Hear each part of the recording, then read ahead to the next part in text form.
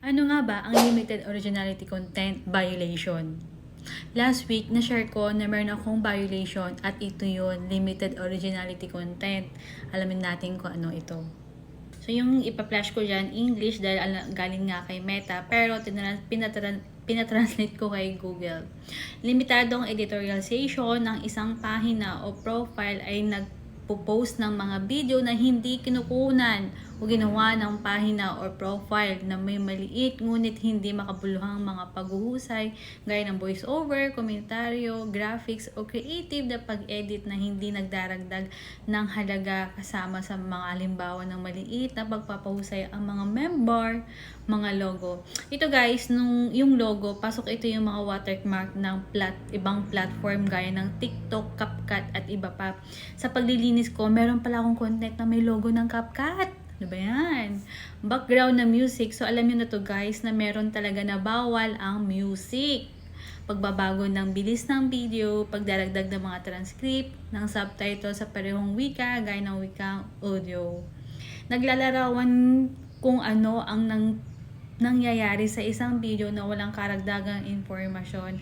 Feeling ko pasok ito yung nakunang kong video, nanonood kami, pero nung na-delete ko na, di pa rin naalis yung violation, nandun pa rin. So, ito pa yung mga iba. Pinagsama-sama ang isang page o profile nag-iipon o nagpo-post ng mga video mula sa maraming mga pahina, profile o tagalikha ng nilalaman ng third party kasama ang halimbawa ang mga pag-curate ng content mula sa maraming source ng walang makabuluhang pagpapahusay.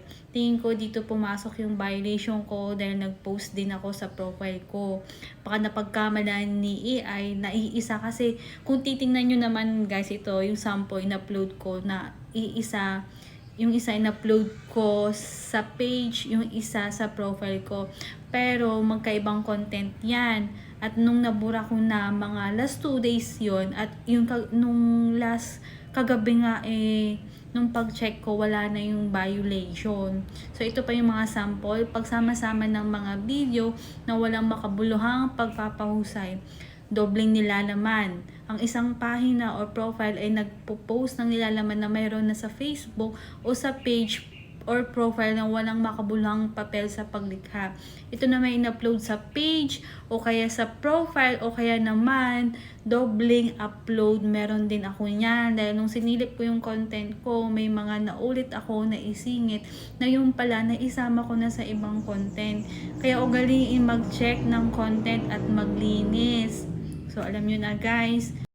So, yan lamang guys. Sana nakatulong ang video na to. At kung nagustuhan, please share at nang mabahagi ang informasyon na to. So, thank you for watching. See you in my next video.